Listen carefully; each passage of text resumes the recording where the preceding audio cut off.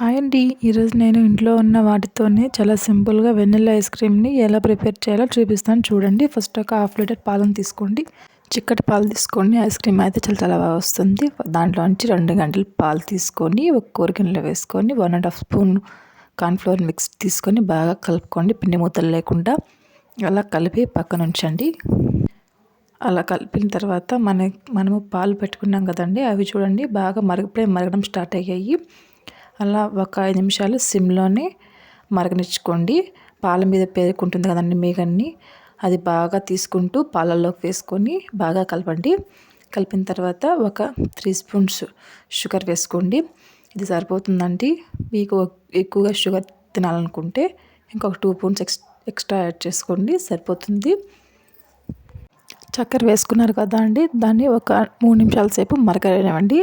తర్వాత కార్న్‌ఫ్లోర్ మిక్స్ని ఒకసారి కలుపుకొని పాలల్లో వేసుకొని బాగా కలపండి. సిమ్లోనే చేయండి, లేకపోతే అడుగనేది అంటిపోతుందండి. కార్న్‌ఫ్లోర్ మిక్స్ కింద అంటుకుపోతుంది. అందుకని బాగా చుట్టూ ఉన్న మిగని తీసుకుంటూ బాగా పాలల్లో మిక్స్ చేసుకుంటూ బాగా కలపండి. దాన్ని ఒక 5 నిమిషాలు మరగనిచ్చండి. అంతే, మనకి చిక్కబడిపోతుంది. చూడండి, హాఫ్ అన్ అవర్ అలా పక్కన పెట్టారనుకోండి, చల్లారిన తర్వాత మిగిలినది అలా కట్టేస్తుందండి.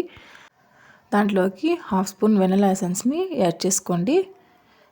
యాడ్ చేసుకొని అలా మిక్స్ చేసేసుకొని మిక్సీ జార్ పట్టుకోండి.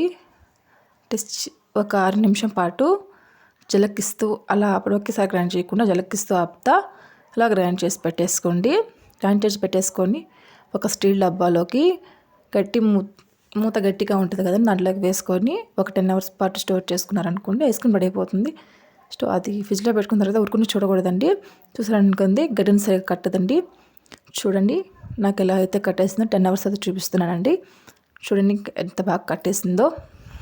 ఐస్ క్రీమ్ అయితే చాలా చాలా బాగా కుదిరిందండి. అలా తీసుకొని మనకి ఎప్పుడు కావాలంటే అప్పుడు తీసుకొని తినడమే. వీడియో మీకు నచ్చితే లైక్ చేయండి. Subscribe to my channel. Thanks for watching.